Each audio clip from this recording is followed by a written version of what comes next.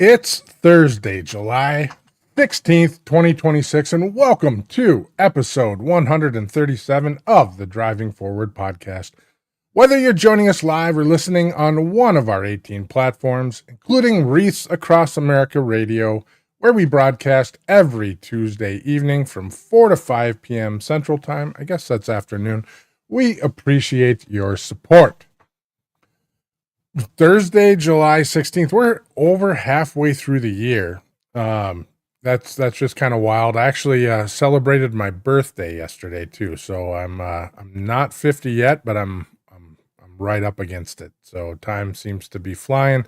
This year's practically gone. Summer's feeling like it's over, and Minnesota is burning. So we're all under a cloud of smoke here right now, as I'm sure everyone east of us is complaining about it, but this time it's not just Canada hitting us; it's Canada and ourselves. So the BWCA, the Boundary Waters, is having a number of fires, and it smells horribly here today.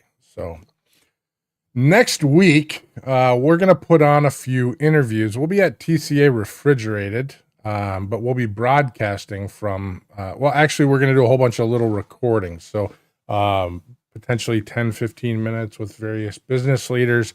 We have some really, really great names that we're going to be recording with, so I'm very excited about that. But we may not make the Thursday 1 p.m. scheduled time, so we'll let you all know when it's going to come out, but really excited about that. So following this on July 30th, we have Brandon Hodges from Mastery coming on to chat about successful implementation of software and all that goes along with that. And if you don't know Brandon, you probably should. He's a wealth of knowledge. He's been implementing and selling enterprise software for nearly as long as I've been in the industry, and also a good friend of mine that I suppose I've known probably coming up on 20 years here. So looking forward to having Brandon on and chopping that up. We may have another guest on the 30th as well. The following week, I guess I'll talk to when we get into our schedule. So next week, we're, like I said, we're going to be at the TCA Refrigerated Conference, but we are, I guess I screwed up and have them running out of order. There we go. But we're going to go to North Carolina first. Actually, it's Virginia, but for the North Carolina Trucking Association. And I really wish I could attend this one. There's just too much going on. So this is our first North Carolina Trucking Association conference that we've been able to attend as a member, and we're definitely looking forward to it. We have probably as many customers in North Carolina as we have in Minnesota, Ohio, Indiana, which are kind of our larger footprints. So looking forward to that. And we're not only at North Carolina, but we're also at TCA Refrigerated as well. I have a session I'll be leading called Managing Software, Vendor, and the Data Handshake. And honestly, by the time I was done with this slide deck, it probably could have been a full day discussion that we parsed out, but we're meeting for an hour to dive into these topics deeply. And I'm excited about that. So there's a lot of subject matter, and I'm going to basically let the room kind of drive what they want to dive into in more depth. The following week, we as the podcast will also be a bit of a crapshoot, but we are headed to the Minnesota Trucking Association annual conference at Craigens Resort in Brainerd, Minnesota. One of my favorite events of the year. We have Susan and Missy there with me as well. We do all the things there. I've been attending this one for basically my entire career. So it's one where I get to go see a bunch of friends. It probably has more to do with that than it does business at this point for me. So if you are not aware of this next one, you should be. If you've attended any session, watched any discussion, wishing you could dig into process or technology deeper, this is the event that you should consider coming to. GLCS is hosting its first ever technology summit in Edina, Minnesota on August 10th and 11th. And we're extremely happy to have Augment, Clio, and Pedigree Technologies partnering with us on this event. So the sessions are going to be 90 minutes long. They include a short presentation to kind of set the table around a topic, and then they go into a deep discussion amongst the peers in the room, diving into that topic, driven by the people who are moderating this session. This is not a 100 level class. This is a 300 and 400 level class. And we're making the assumption that everyone in the room already understands the basics, and we're going to dive deep into kind of the nitty gritty of each one of the topics. We will drop a link. Actually, I think they already dropped a link out there. If you have any questions, go ahead and click on that. The sign-up's there as well. We have plenty of room, but the room block does close July 20th. Today, we're talking to somebody who runs freight the old-fashioned way and the new-fashioned way at the same time. Kyle Kottke is the general manager of Kottke Trucking, a third-generation, family-owned, refrigerated and dry van carrier. Actually, I don't know if you're running dry van or not anymore, Kyle, but dry van carrier out of Buffalo Lake, Minnesota, that's been putting blue trucks on the road since 1938. Back when his grandfather Elmer started with one truck hauling milk and feed. Today, the operation runs coast to coast with terminals in Minnesota and Florida, plus a brokerage and warehousing arm as well. Kyle's one of the most candid voices you'll find on LinkedIn about what it's actually like to operate a fleet in this market. The carriers exiting, the cost pressures, the driver side of the business, and he's earned a reputation for keeping turnover at about half the industry average while using data to pick the winners and losers in his freight portfolio. This is Kyle's third time on. We confirmed it earlier. This is Kyle's third time on, and we're not here to retell the family story, but there's a book out here recently, which we'll talk about here shortly, and you might be able to learn something about that family story from the book. We're here to talk about the market, where rates and capacity are really headed in 2026, and what's happening in the refrigerated, the regulatory shakeup, and what it takes for a mid-size fleet to stay standing when so many haven't. So, Kyle, welcome back to the show. Good to see you, old friend. Yeah, absolutely. Well, happy birthday. Well, thank you. Thank you. I think we're about the same age. Yeah, I think you got me by a couple years, right? So. Oh gosh, don't remind me. But the first one of us to hit 50 should be one hell of a party. And, so you're not 50? Oh, are you? I'm not 50. Okay. I think we're actually figured that out when we had a few adult beverages the last time. That's right. But I have selective memory, so that one didn't stick. You and I go 4 or 5 months between talking, but you're going to get to live with me. I'm going to be at the MTA, and I'm coming to your show. So right. Here we are. Yeah, I was just thinking Susan Mayo is going to be with me for 3 out of the next 4 weeks, and a couple of weekends in there, at least one weekend in there too. So yeah, we'll see a lot of each other here over the next month, really. So yeah. Well, thanks for having me back. I always enjoy small talking with you.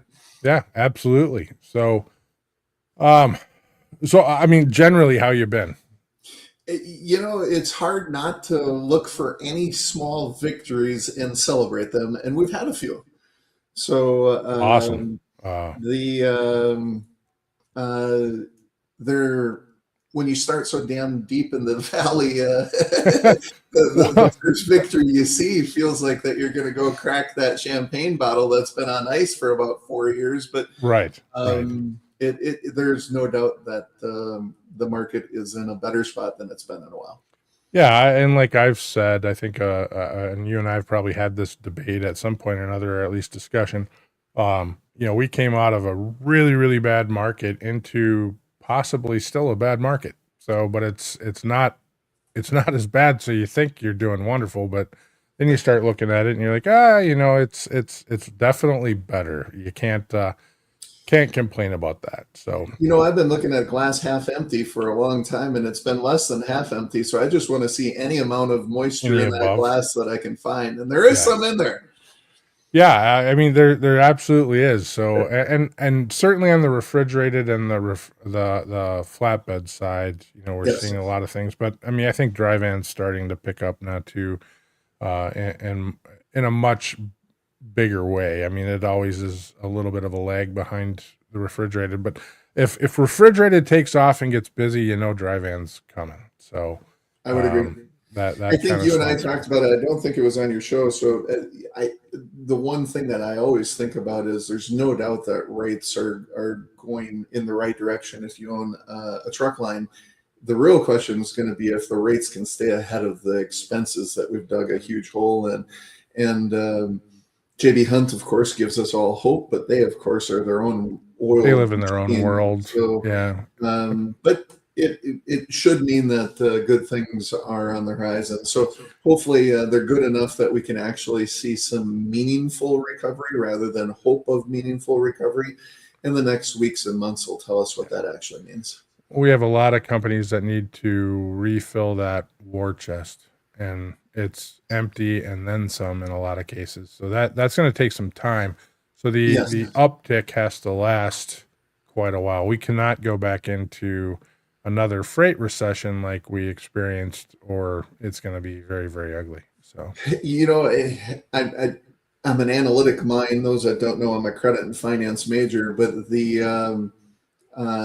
I'd love to know if we've ever been on the heels of a or on the dawn of a recovery at the with our balance sheets probably um, in this kind of condition. So sure. um, I No, was no, we haven't. it can't, Just, right? I mean, I mean, I don't think so.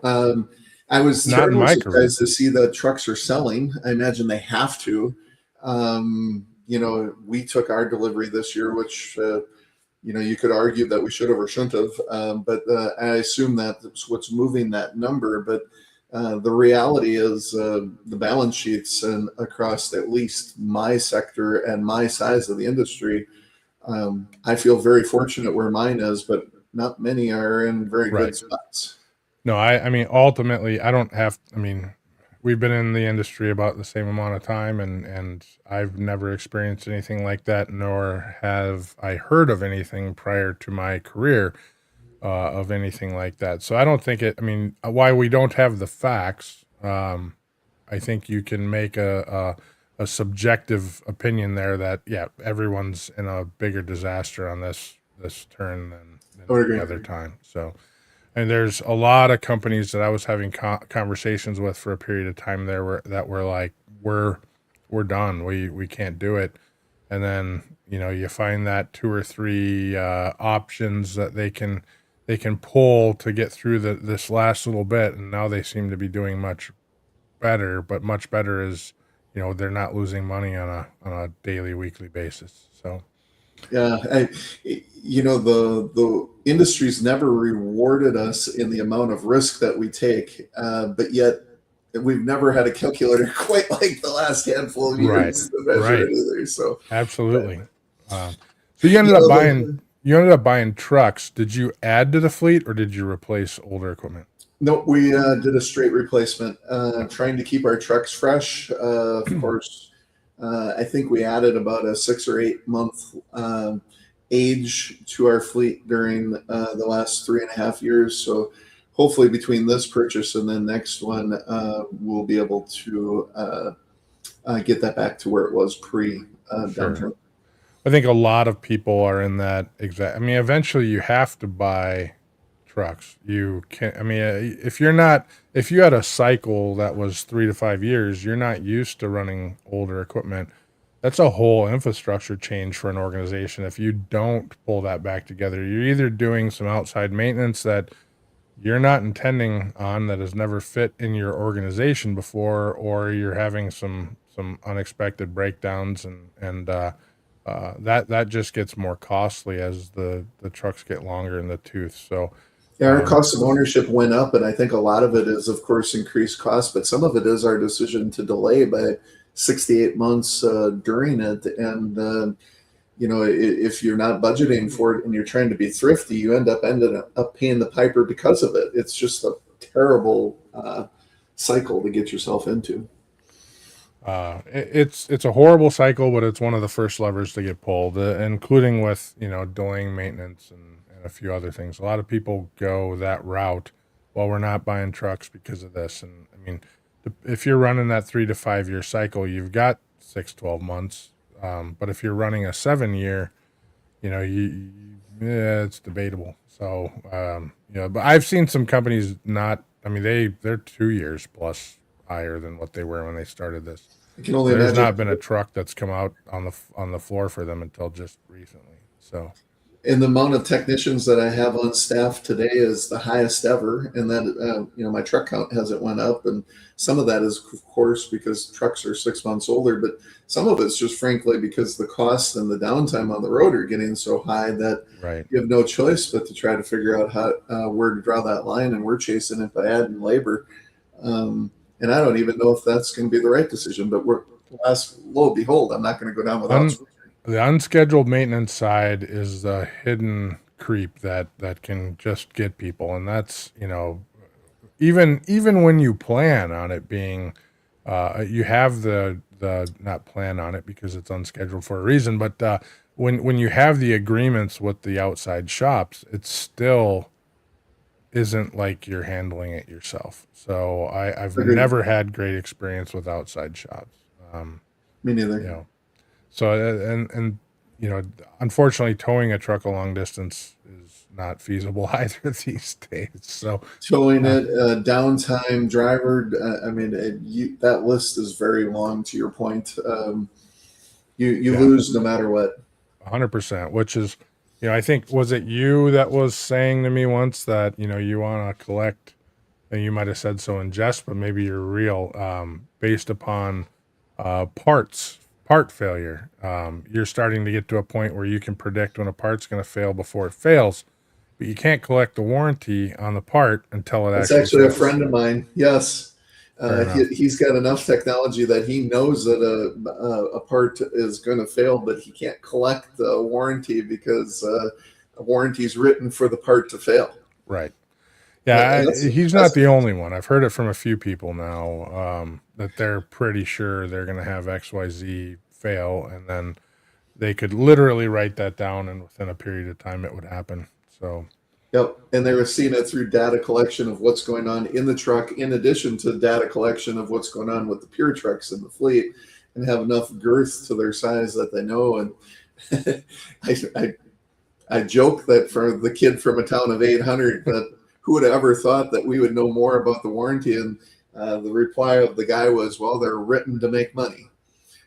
So yeah, it's absolutely. actually, in his case, the spread between inside maintenance and outside maintenance has gotten so far that he's actually doing some of the repair without warranty. Sure. Yeah, do it ahead of time and just Well, you look at a failure that's going to take a truck out of operation for a day, dependent upon the part. Yep. It's a no-brainer. It is. If it's going to take the truck out of, or even cause a driver-related issue where a driver's sitting somewhere for 2-3 days, there's very few parts that you can't replace versus losing operating capacity on that truck. And then have a customer failure and everything else that comes with it. 100%. Yeah. So dependent upon the part, outside of major components, you're probably going to be fixing it ahead of time, which requires that warranty discussion to be challenged somewhere down the road as more fleets start getting that capability. So hopefully I age quick enough that I won't see it, but we'll one day go to the fact that an OEM is just going to charge you a slot fee. That's got to be the future of where that ends up. Services are taking over the world. So, these are, and the truck is becoming such a platform now that that could be, one of you look at what the OEMs are getting into and what they're deciding to play around with. Anything that touches that truck in any sort of volume, I mean, they're going to start, they are already looking at options there. So, no doubt. And it kind of makes a lot of sense in most of those scenarios. So if every one of the customers or 70% of their customers are doing something, then they should have a solution that potentially, manages that. So, yep, I agree. Yeah, absolutely. So the let's talk a little bit about the reefer market. We said it was getting better, but what is driving that? Well, common to where everywhere else you can read it, it's not as much demand as it is about changes in the market. There's no doubt about pushing out um, some non-domiciled. And I think it was on your show that I talked about the fact that I think the reefer market was unproportionately, now this is my opinion, not data, was unproportionately impacted by that because of the surge following COVID being so heavy in the refrigerated market that we might have a disproportionate size of shift in the refrigerated market. Again, my opinion only.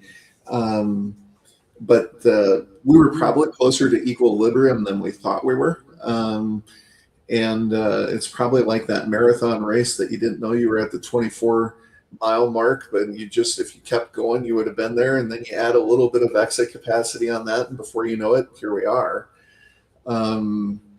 But, you know, Nate, you like a joke better than most.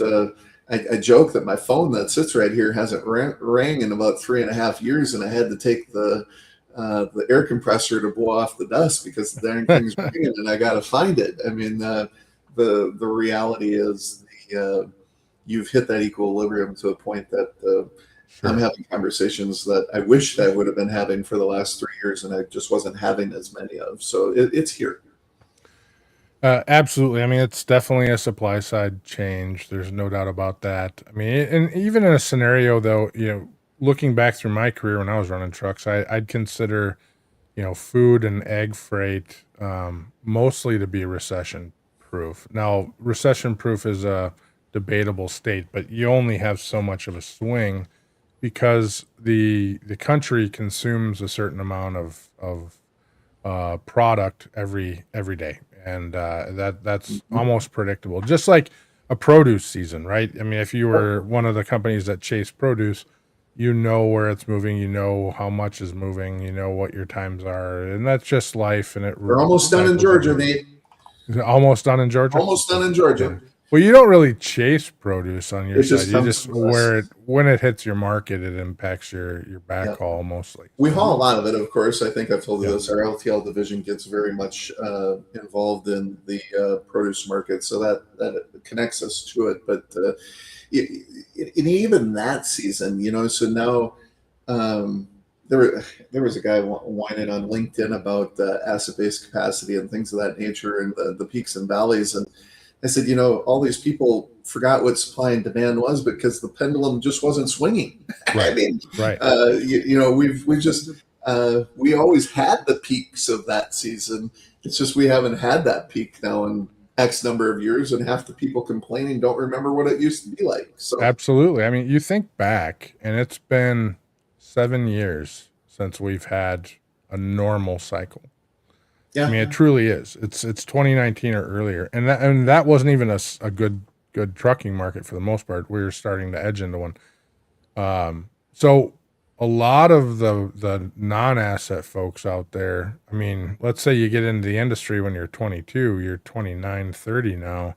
You have not seen a normal cycle. You have never picked up the phone and heard no from a carrier and not be able to go back to a customer and get whatever rate you want. During COVID, you were certainly hearing no, but you could turn around and go get some number from a customer and yep. it would be wild. Now you're in a normal cycle and there's some buckling happening. So, Yep, there's no um, doubt about it. And hey, the reality is, I have a small brokerage, and when people rip on me, I'm like, I can talk out of both sides of my right, face and get away with it. I'm on right, both sides of this thing. So the reality is, what we're seeing is nothing different, and that's probably the most important thing for everybody to understand. Don't panic. This is normal. It's just we haven't been there. Heck, Nate, think about this. I bought an LTL truck line in 2019, and I have not yet seen the normal cycle through my LTL right, division. right. Yeah. That's crazy. Well, the positive is LTL's been kind of chugging along through this whole time, doing okay. So, Yeah, and mine's not as traditional as those guys are, yeah, but yes, I understand. refrigerated LTL is a monster in and of itself. So It's if they would have told me it was this hard, I'm not so sure that I would have added all this gray hair for nothing. yeah, LTL generally is hard, and that's where all my gray hair comes from. So is LTL and kids. So that's Yeah, I got those too. Oof. So um, yes, but here's your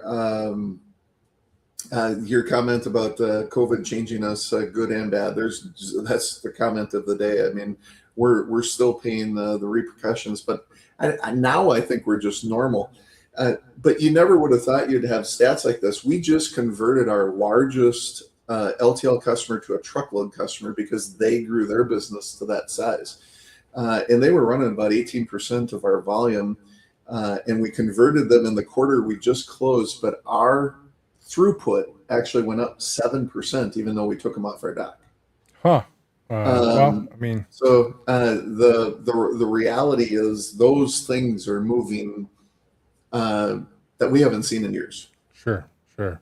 Yeah, I think a lot of people are in that spot, and then you have so many chips on the table, and where do you move them, right? So, Yeah, and what bets do you make, and what bets do you don't, and if you're netting out, do you put those extra chips back in the pocket to refill for the next game, whatever the case may be. And these are all tough decisions to make right now because we don't know what it's going to look like. I think there's a trust level right now, and a certain person in government could just say, "Hey, this is going to happen," and then the bottom falls out again. So, there's no doubt. we see that with fuel right now, right? It was Yeah, we coming are. down, now it's going up. We're back up above $5, and that if you're an operator running little to no spot market, that's probably not the worst deal, other than that it hits your cash. But you certainly don't like to see the big spikes and valleys coming out of the fuel side. So And the spikes and valleys, of course, if they only spike one direction and then they gradually fall the other direction, actually ends up being a net negative right, if you've done that math. Furthermore, to the trust factor, I'm having this conversation every day because so many things are now coming across our desk. I'm asking my team this question all the time. Why are they asking now? right, I right, mean, is it because they had a non-asset based relationship that went bad? Is there an asset based provider that's truly trying to now get paid, not and they're working the market? Because here's the most of us that are in this for as many years as we have been, it's the core X percentage of your business is why we're still in business today. And frankly, if that new person, you got to figure out your category of that. Is that a cornerstone customer? Is it a leading right, one, or is it a transactional customer? And if you just are excited because your phone rang, you're excited for the wrong reasons. I mean, right. so we're asking those type questions all the time. Why are they saying yes now? In fact, with data today, you were joking about data. I can find all my customers and I can put their volume tendered to us in it on top of the market that tells me that this particular customer only tenders to me when they need me. Sure, right. Yeah, and I mean, if you have a great AI layer that you've put together, I've been able to see some of it.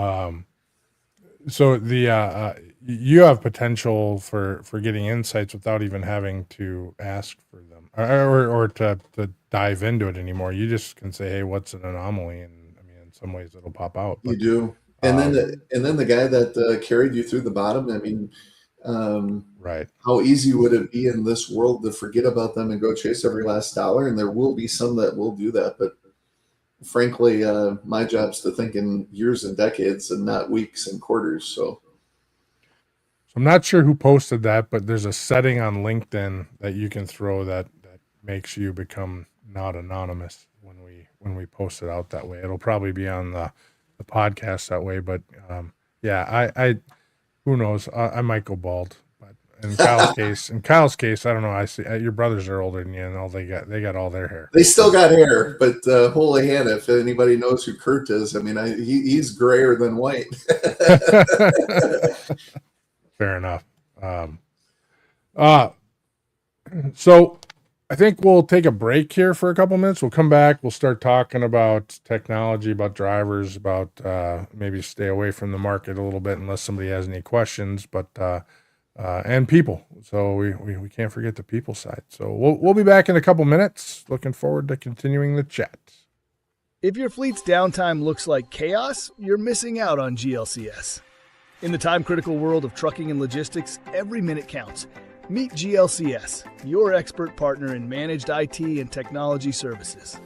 We integrate seamlessly with your team, bringing seasoned IT professionals with deep trucking and logistics expertise. Imagine your software updates running smoothly, complex issues resolved quickly, and operations humming with efficiency. GLCS has your back. Our support doesn't just fix problems, it prevents them with our industry connections and proactive approach. We keep your trucks rolling and your brokers working. Think of us as the added resource your company needs to unleash its full potential.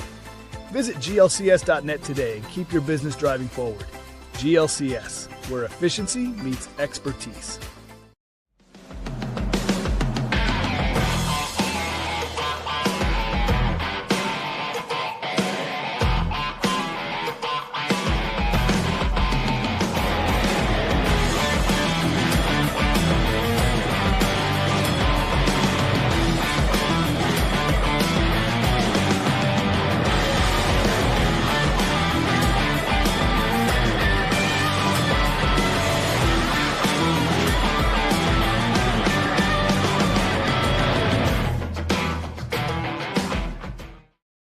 And we're back.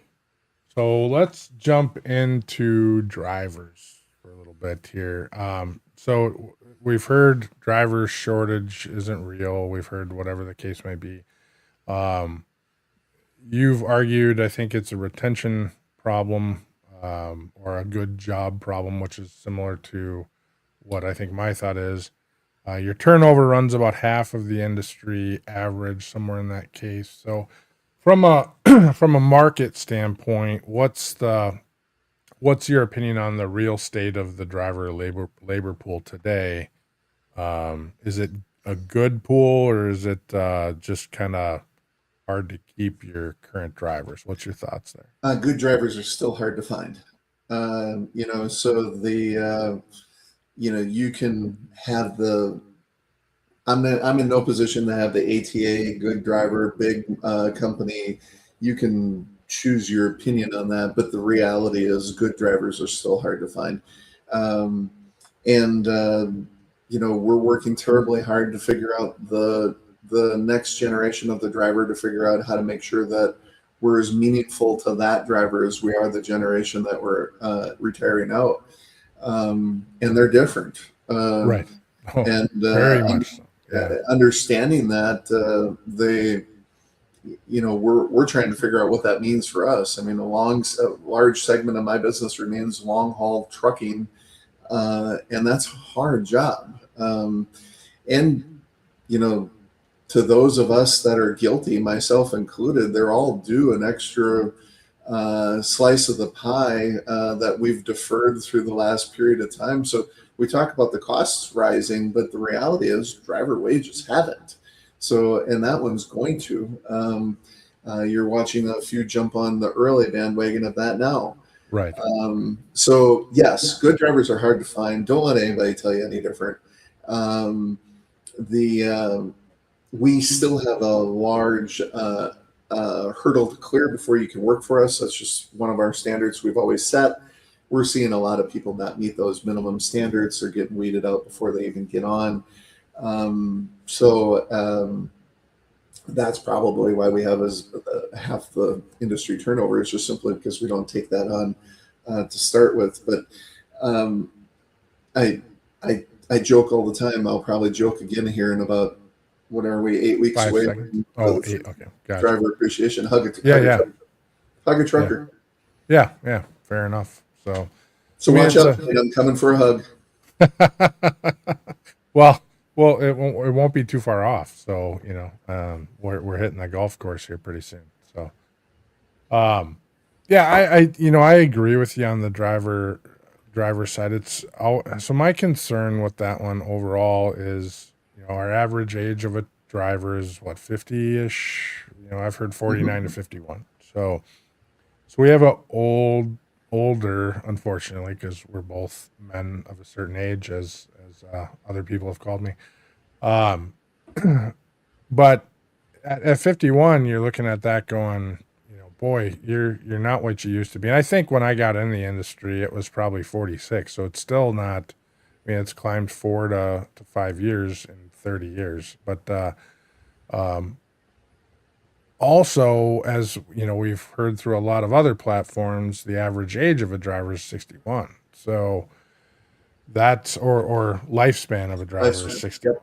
So um, so these are all concerning to me on what the industry is going to do Yep. to deal with that. But that being said, it's to be 100% honest, 20 years ago I had this concern, and we're still kind of chugging along today. So in 20 years, is it actually a problem, or is it life the way that it just is? I mean, Well, the real question is, what does society want us to deliver?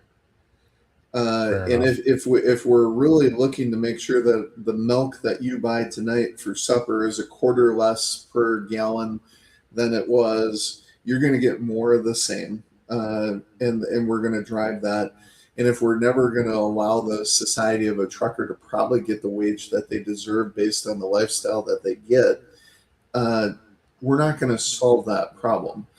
And frankly, some guy with a couple hundred trucks from the middle of absolutely nowhere in Minnesota isn't going to solve that by Right. myself. I mean, I'm just going to be a net result of No, whatever. no, that's I say this all the time, which is deal with the problem you can actually handle, not worry about the. Although that being said, I'm finally going to go to Washington and do a call and start Good for you. start doing a few things there. But and our organization's probably getting more involved in those type of things moving forward, and any sort of advocacy and whatnot. But you don't, as an individual, have the capability to impact those. At least I don't. If I was a billionaire or something, maybe, but you just don't. And so you look at what you can do best for your people, and handle it that way. And what's the best decision for your business? So And that's where I spend most of my time. I mean, so I look at my freight network, I look at my drivers, and I look at where I'm failing that driver or winning on that driver, and I'm trying to make a system that identifies where the wins and the losses are, so that we can do more winning and less losing. I mean, it sounds overly simplistic because it is. yeah, 100%. So it absolutely is, when you get down to it, is avoid the noise and move forward with what champions and wins today, right? So Agreed. that's a big difference. So you kind of alluded that you see a wage increase coming again. Um, how do you figure smaller organizations, even mid-market organizations, are going to afford to compete in that, or are they just going to get forced into it? So maybe the question of non-wage related is, I'm terribly concerned about the mid-market of trucking. Yes. Um, so take the driver's wage out of that, and I consider myself to be on the fridge of that mid-market of trucking. So we have to make sure we manage that well. Um, the the answer to your question has more to do with the economics of what you expect in the next 3 years than it actually does the driver's wage situation. So if you believe that this is going to be the golden age of trucking, of which there's a particular someone on Twitter that's Sure. pushing that, then the wage side will take care of itself, just like the short period of time of COVID did. Um, and so, and then the reality is, with the age of technology, which I'm sure we'll talk a little bit about, we're going to get rid of the people that aren't allowing that, meaning our customers that aren't allowing us to improve our drivers' lives, whether that be monetary, lifestyle, or both. No, I agree, and I've seen some posts out there, people getting new trucks, and the comments are not great about that. Like, this is just the same as everybody else, just fleet truck, etc.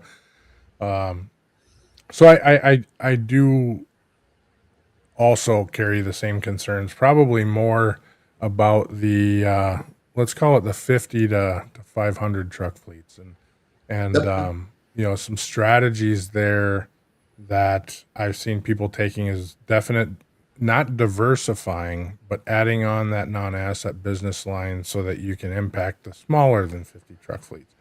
So more, you might have been, 90% asset based in the past, but not from a revenue standpoint. Mm-hmm. And now moving forward, moving more towards that 50-50 spread, and having a profitable non-asset side to leverage all of your business on the trucking side, and then develop the smaller fleets as well.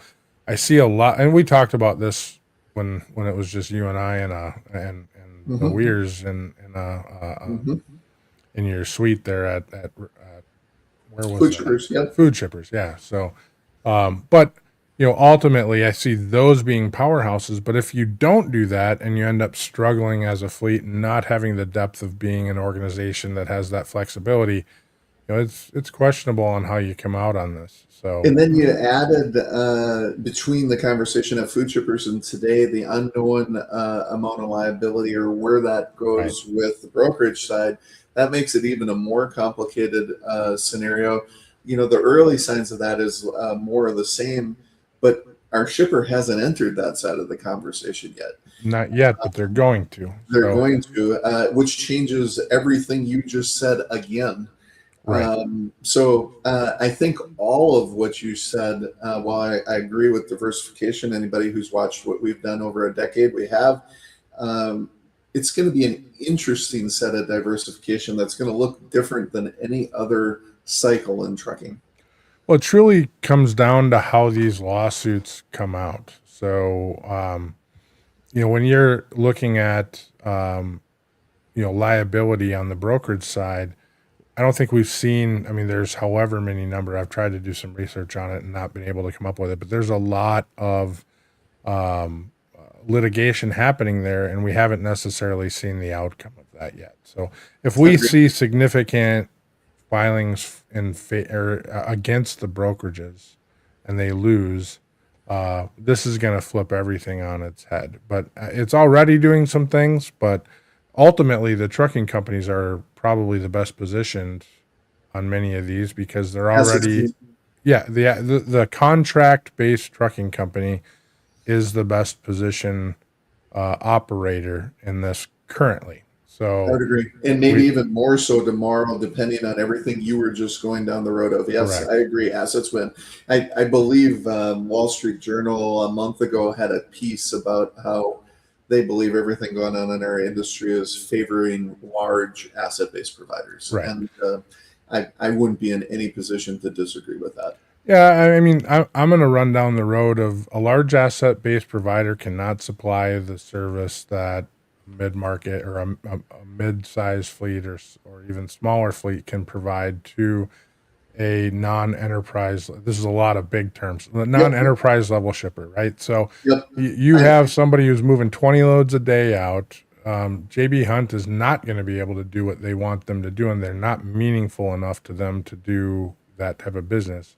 And I agree So, with that, but I'm going to add only because I'm on both sides of this conversation. yeah, So you could have asked me to argue either side, and I would have. But sure. being that you went that direction, here's the part that we're not discussing. If you're right, and a broker is going to about to pay out on that, where a brokerage liability policy was incredibly cheap for my entire Oh, career here, right. and now that policy ends up being nearly as expensive as an asset-based provider. And now all of a sudden, a brokerage to a carrier arrangement doubles the amount of insurance that's on that. That changes the entire logistical landscape of which we're dealing with. It does today, but it sort of hits the reset button on 20 years, doesn't it? I mean, if you Yes, go back to how much we were yes, moving in spot 20 years ago, yes. it also says, what would happen. I mean, from a brokerage standpoint, if you're looking at repetitive freight out of a particular location, you're going to look to source the same carrier over and over and over as much as Yep. possible because there's a level of trust there. You've vetted that carrier. You're not just, gonna, no matter what happens, I think the loser on this is going to be the spot market. I would agree. So, 100. I mean, the absolute winner is the attorneys. The absolute loser at this point is probably the spot market. But, the spot market never represented 20% plus of the freight in the industry my whole career until, the last 5-10 years. And in a lot of many years ago, it was probably closer to 8 to 10%. So it's doubled in size, which has allowed for a lot of other companies to come up. But that being said, you're a Minnesota-based carrier. Kyle's got some freight. You reach out to Kyle, and as a business owner, as a salesperson, you say, "I'm looking to do repetitive freight out of here. What can we do?" And it kind of sets it back 20 years compared to what it used to be. So I agree. And there was nothing wrong with the way that it worked 20 years ago. I mean, I don't mean to be the gray-haired guy, but sure. it worked fine. And it will work fine, and the industry will adjust, and it will find its new equilibrium. So, I mean, there's people out there that are screaming that the sky is falling too, and that's just BS. I mean, this industry is full of too many smart people. We're going to figure this crap out. The one thing we're good at is figuring out how to move freight, and then figuring out how to take whatever advantage we have in rates and crush that. So, I mean, honestly, we learn how to operate cheaper so we can reduce rates and get more freight, even though that's not always the right answer. So, but I mean, historically, we've been doing that since deregulation. We figure out how to do more with less all the time. So, Agreed. Which leads us. Oh, go ahead. I bet we're going to go the same way. I mean, the next differentiator is going to be technology and how we're going to continue to round off all our edges based on the fact of making our best staff people worth 1.5. You and I talked about this last time we were together. The new reality is the fact that we already know what tomorrow looks like. We just got to figure out how the heck to get there. Yeah, if you're an operator, so a question that I always ask, and Dave Wangler, actually, if anyone knows that name, had said this forever ago, and it forever ago meaning probably close to 20 years. He was at that time it was called Transform, and he stood up in front of a bunch of people and said, do you know what your company is doing today? And if that took longer than 60 seconds to answer, you're doing something wrong. But even more so, do you know what you did yesterday? And do you know what you're doing tomorrow? Which unfortunately, if you can't tell me what you did yesterday, you can't tell me quickly. And if you can't tell me what you're doing today, you're never going to be able to figure out tomorrow. And in a lot of cases, the good operators are able to tell you what's going on tomorrow. Like by noon today, tomorrow's done and completely cinched up. But realistically speaking, you can probably, if you're a good operator, you can probably tell you what you're doing days and days ahead these days, fairly simply. So, those are questions. Thank you, and thanks for motivating me to figure that out. Well, those are questions that have been asked for 20 years, and there's been answers to them, and now you have, Ferrari level technology in comparison. And many operators. It actually inspired my LinkedIn post today. This topic, but many operators aren't prepared for that, and it's no longer a advantage to have this. It's a table stake. Like you gotta get there. You gotta get there soon because everyone is walking down this path, which unfortunately means it's not a differentiator anymore. It's a requirement. Yeah, and I'll even add an example to that. I'm assuming that's why you wanted me involved. We had a significant, well-known retailer in America call us to the table, which was completely justified. I'll be the first to admit. However, what it does in return with technology, 3 clicks of the mouse, and I could rebuttal the fact that they had 4 out of 40 lanes that were so far underperforming that I was able to push back and simply go, I agree, I'm going to fix 36 of them, but you can have 4. Yeah. And that conversation couldn't have been had just 2 years ago because you didn't have the data sets that you have today.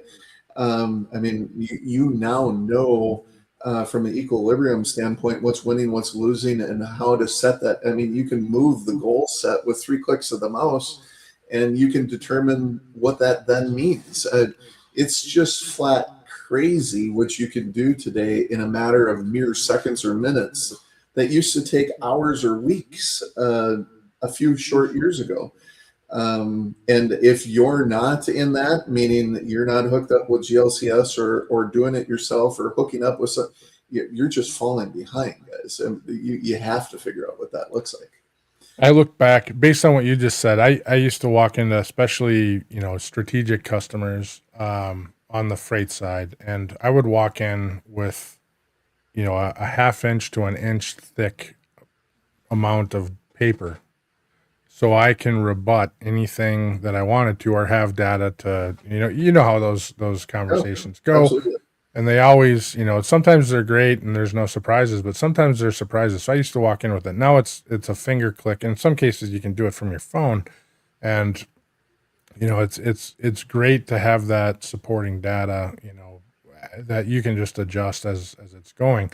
Unfortunately, it takes, quite a bit to get there. It does. Clean data is the key to everything. You've heard me say it over and over and over again, and I assume you make a living by saying it. The reality is this. I mean, once you get to that point, you can, because I still lead with a relationship. That is, I'll forever be the old relationship-based guy. Absolutely. And now what you're figuring out is that your best relationships, they'll ask you how they're scoring in your business, because they know I have it. Right. And now not only, I mean, now we're having conversations that were almost impossible to have just 3 to 5 years ago, because I'm able to produce exactly the answer to the question they're having within seconds. Right.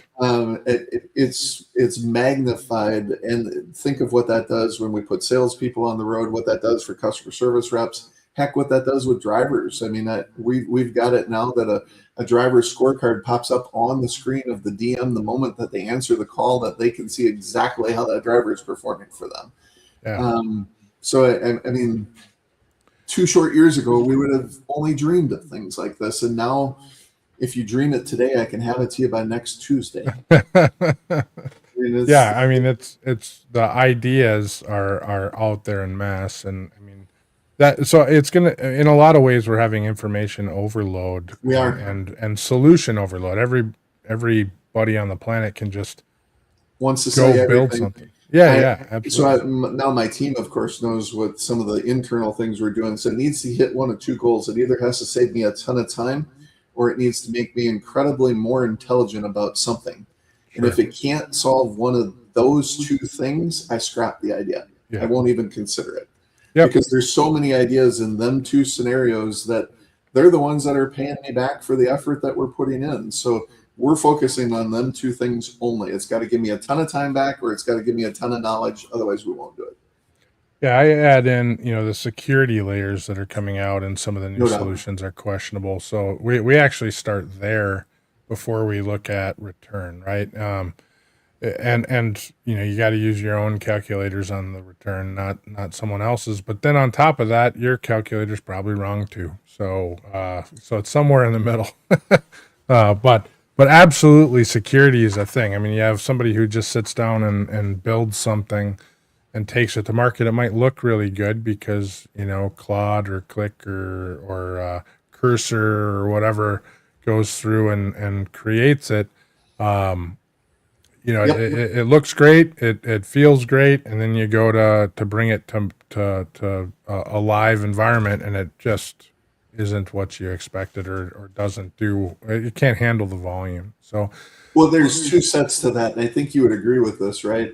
There's a different standard for if you're going to collect for your effort, meaning somebody else is paying you for your effort, right, or if your collection or your retention is based within your own walls, and those are 2 different standards, I believe, to that.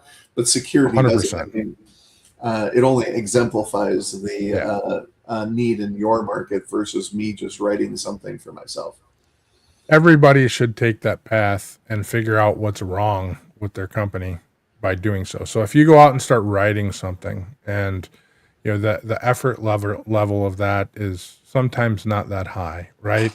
But it can determine, okay, well, this is definitely not something that we want to even play with on our own. Or number 2, We have a process issue here and our data sucks and this is why. So it is a beacon of light as to why you should make some changes operationally. I So couldn't agree more.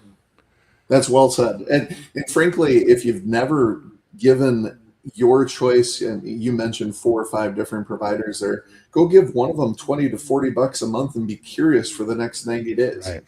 I Uh, move it around. I mean, so I'm now completely on Claude, although I'm tinkering with Perplexity. I still pay the minimum levels on everything, but Claude, I think I pay a small fortune too, and it's like having another employee at this point. So It is. And if you ask Uncle Claude the wrong questions, he'll complain just like a disgruntled employee too. yeah, I don't have this. I need this. You got to give me this information, True. it does some amazing things, and I mean that's great as just a straight up LLM, but then being able to build things off of it is even better. So, and even if you don't know what to build, you can have the discussions around them. So, well, last question or one of the last questions here. What's you're dibble dabbling in a number of different tech solutions. So what's one that's genuinely moving the needle for you? Well, it won't surprise you that it's driver related for me.